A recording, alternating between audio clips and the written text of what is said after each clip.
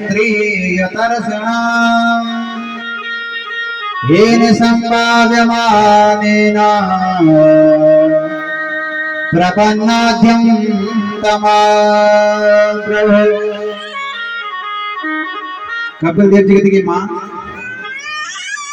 अभी तक आप किसी परिपूर्ण से नहीं जुड़े हो। कहा कि बेटा वो परिपूर्ण कौन है जिससे मैं जुड़े? कहा कि मां परिपूर्ण केवल एक परमात्मा है। कैसे? ओम पूर्णमदः पूर्णमिदं पूर्णात् पूर्णमुदच्यते पूर्णस्य पूर्णमादाय पूर्णमेवावशिष्यते। कहा कि यदि परिपूर्ण है तो केवल परमात्मा है और सारा जगत सारा संसार अपूर्ण है।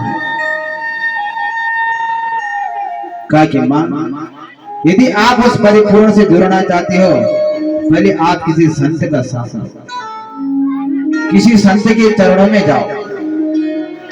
परंतु कि संत कैसा होना चाहिए? तितिक्षवा कारणिकः सुहृदा सर्वदेहिना अजात शत्रः शान्तवः साधवा साधुभूषणः।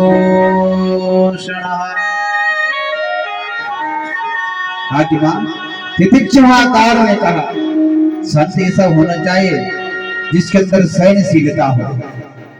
कहा कि किस प्रकार? कहा कि जिस प्रकार माँ पृथ्वी के अंदर सहनशीलता है। अब आप ही देखिए माँ धरती के ऊपर कितने मकान बने हुए हैं, कितनी सड़कें बनी हैं, कितने हम इस धरती में गड्ढे करते हैं। तो आज तक अभी माँ धरती ने बोला कि मुझे दर्द हो रहा है? बोला है? यदि किसी के पास बोला तो हाथ खड़ा करो जरा, नहीं बोला ना। तो कहा कि ऐसे संत से जुड़ो जो कि दयालु हो। कहा कि मां जब आप ऐसे संत से जुड़ोगे तभी जो है आपका मन असंतुष्ट हो जाएगा। कहा कि सबसे पहले जो है कहा कि हर प्राणी के अंदर भगवान को देखो। क्या कोई इंसान हो, जानवर हो, कीट हो, पतंग हो, जब तक आपने हर किसी के अंदर परमात्मा के दर्शन नहीं किए तब तक आपका जीवन को उद्धार नहीं हो सकता है।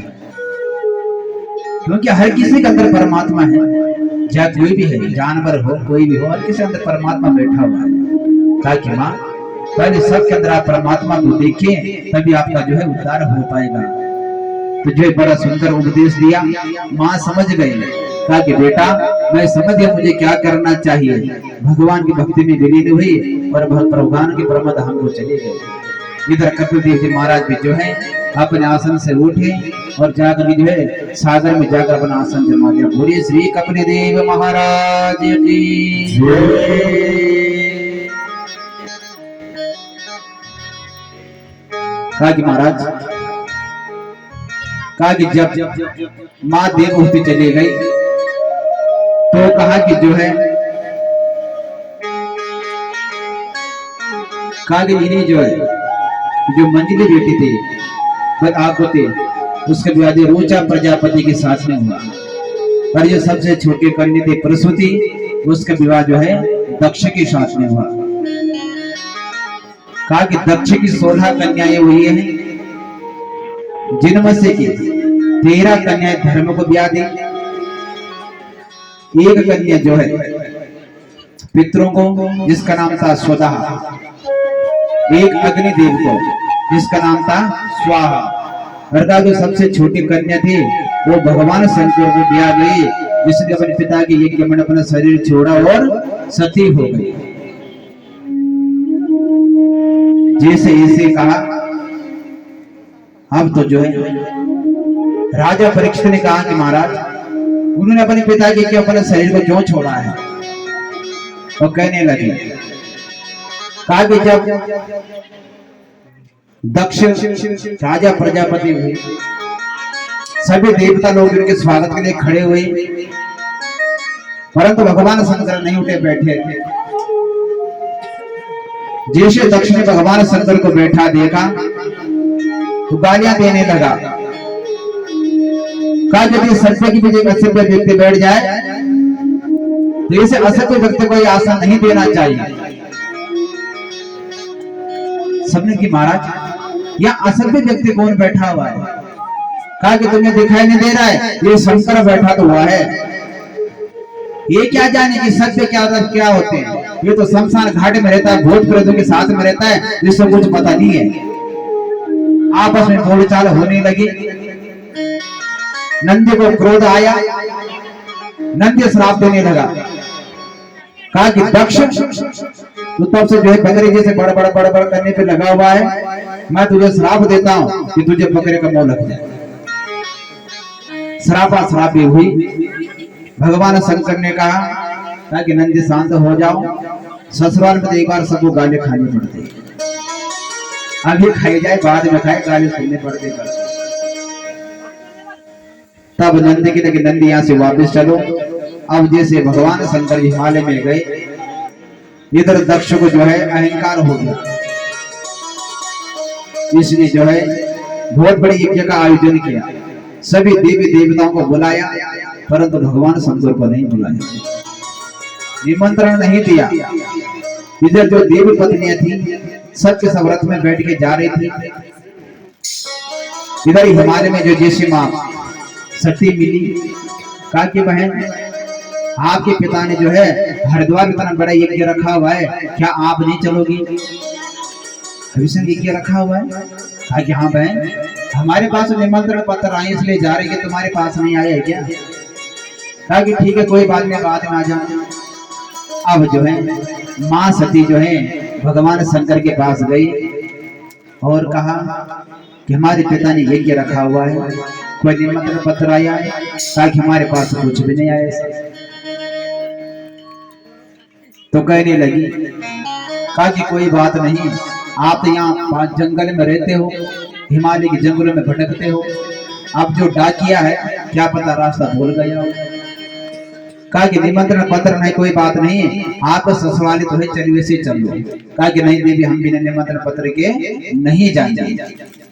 कहा यदि हम गए तो हमारा अपमान होगा, हमारे साथ साथ तुम्हारा भी अपमान होगा, मैं तो तुम्हें भी मना कर लो, तुम्हें मत जाओ। परंतु मां सती नहीं मानी, कहे कि नहीं मैं तो जाऊंगी। भोले बाबा मना करने पर मां सती नहीं मानती है। मां सती जैसे जाने लगती है तो भोले बाबा नेत्र बंद कर देते हैं। जैसे थोड़ा दूर तक जाते भोले बाबा फिर नेत्र खोल देते हैं। फिर मां सती सोचती है तो मेरे पति देव हैं, जब तक आज्ञा नहीं देंगे तब तक नहीं जाऊंगा। फिर आते फिर कहते हैं भोले बाबा मैं लास्ट बार कह रही हूँ, हमारा तो स्वभाव होता है, तुम जाओ ना जाओ पर मैं तो जाऊंगी। महापार्वती नहीं देवी मत जाओ, आपका अपमान होगा। परंतु अब जो है मां सती ने बात नहीं मानी। जब कई दूर तक चली गई, अब भगवान अपने गणों के लिए कहा आप ऐसा करिए कि सती को जो है हरिद्वार छोड़ के आ जाइए। अब सारे गण गए, जैसे हरिद्वार कनखले में पहुंचे, मां सती ने जैसे एक के मंडल में गई, पिताजी ने जो है मां सती को नहीं बुलाया, ना गले से लगाया। मां सती ने सोचा केवल एक मां ही है जो मेरा कष्ट देख सकती है। मां के पास गई, मां ने बड़ा लाड प्यार दिया। इधर जैसे एक के मंडप में आई, एक के मंडप में आकर के देखा सभी देवी देवताओं के आसन लगे हुए, परंतु शंकर भगवान का आसन नहीं लगा हुआ। मां सती को बड़ा क्रोध आया, जो मेरे महादेव है, इनसे भी छोटे देवता हैं जो उनके भी आसन लगे हुए हैं, परंतु मेरा महादेव का आसन नहीं लगा हुआ है। क्रोध आ गया। कहा घरे दक्ष, यदि आज से मैं दक्ष कन्या कहलाऊंगी ये हो भी सकता है, मैं इसी वक्त अपने शरीर को त्यागती हूँ। तो मां सती ने जो है उसी यज्ञ मंडल में जो कूद मारे अपने शरीर को त्याग दिया। इधर जो है नारद जी भगवान शंकर के पास गए, कहा कि महाराज ऐसा करिए आप माला झोला पकड़े और माला का जाप शुरू करना बंद करो। कहा कि क्यों?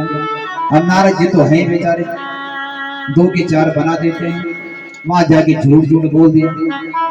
कहा कि महाराज वहां जब मां सती गई थी तो दक्ष ने क्या किया, मां सती को धक्का मारे के कुंड में फेंक दिया। भोले बाबा को क्रोध आ गया, अपनी जटा खोली, जटा को जैसे जमीन में पटका, वीरभद्र नाम का महापुरुष प्रकट हो गया।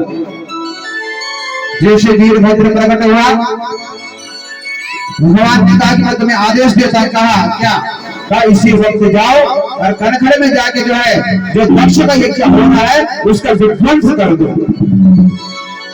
उसी समय वीरभद्र को हमारे पर्वत से चढ़ पड़े, जैसे ऋषिकेश में पहुंचे, ऋषिकेश में आकर विश्राम किया।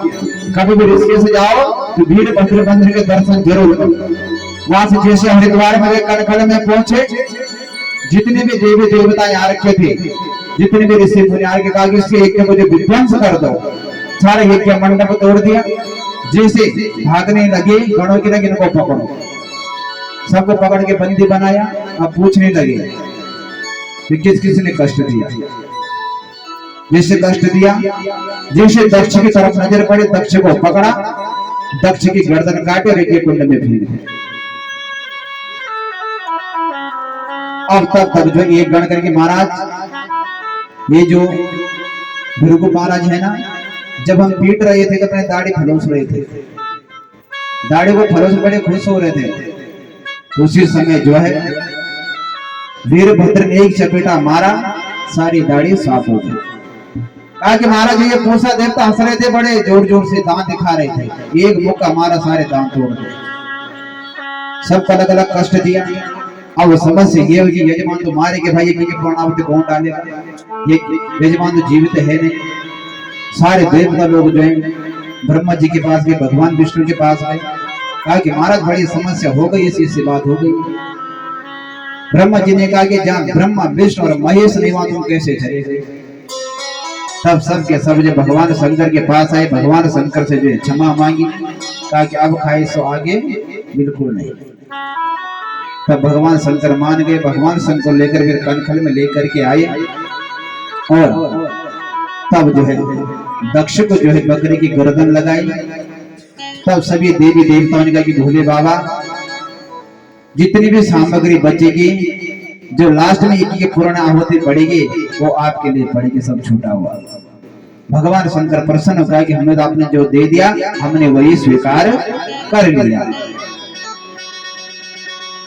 कहा कि तब यज्ञ संपन्न हुआ। कहा कि तब पुनः जो है मां सती ने कई वर्षों तक तपस्या करी, तब जो है हिमालय पुत्री बन करके जो है पार्वती रूप में प्रकट हुई। तब कहा कि ब्रह्मा जी जो है भगवान शंकर के पास गए, कहा कि प्रभु कन्या आपको पाना चाहते, आपसे विवाह करना चाहती है, रिश्ता जो है माना गया। तब जो है भगवान शंकर के विवाह जो मां पार्वती के साथ में हुआ। आज जो भगवान शंकर ने जो है सभी भूतों को निमंत्रण दिया। जैसे भगवान शंकर का श्रृंगार किया, भगवान शंकर किसी ब्यूटी पार्लर में नहीं गए, मना कर दिया हम नहीं जाएंगे। कहा महाराज क्या लगाओगे? कहा कि मैं जो शमशान घाट की राख हम तो वही लगाएंगे। पैसों की माला डाल मना करते, पैसों की माला मत डालना, माया में फंस जाऊंगा मैं। हम तो केवल वह सर्पों की माला पहनी और कोई नहीं पहनी, और मुंडों की माला। पालिकी बनाने लगे, कहा पालिकी में नहीं बैठेंगे। काय में बैठोगे? कहा हम अपने बैल में बैठेंगे। अब जैसे बैल में बैठे, अब जैसे बारात जाने लगी, ढोल नगाड़े बजने लगे, आप भूत नाच रही है। आप भूतों के मन में बड़ी प्रसन्नता हुई। आज तक किसी ने हमको शादी में नहीं बुलाया, आज भाई शादी में निमंत्रण मिला है, बड़े खुश हैं। परंतु मन में ये ख्याल आ रहा है कि हमें भोले बाबा नाचते हुए नहीं देख रहे, क्योंकि जब दूल्हा पालिक में बैठते सब लोग आगे आके नाचते हैं। अब भूत है, बहुत सारे पीछे नाच रहे हैं। अब सोच रहे क्या करें भाई, भोले बाबा तो देख नहीं रहे हैं हमारे नृत्य को। भोले बाबा उनकी बात समझ गए, तो भोले बाबा ने क्या किया, क्या होगा, पूछ की तरफ मुंह कर दिया बैल के, और जिस तरह बैल का मुंह उस तरह पीठ कर दिया। अब बता दूल्हे कैसे लग रहे हैं?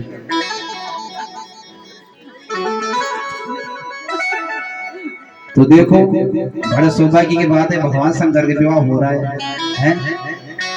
हमने सुना कि 1 तारीख को यहाँ पे शादी है, पड़ोस में है, तो वहाँ शादी में कौन कौन जाएगा? हाथ खड़ा करो, कौन कौन जाएगा? सभी जाओगे ना? यहाँ शादी में भोले बाबा की बारात में कौन कौन जाएगा? सभी जाएंगे हैं? पर वहां बैठ टेका नहीं लगेगा। तो आइए जो भगवान शंकर की शादी में सम्मिलित होना चाहते हैं, बड़े भाव प्रेम से, जो देखो बड़े सौभाग्य बात है, भगवान की शादी में जाने का अवसर मिल रहा है ना?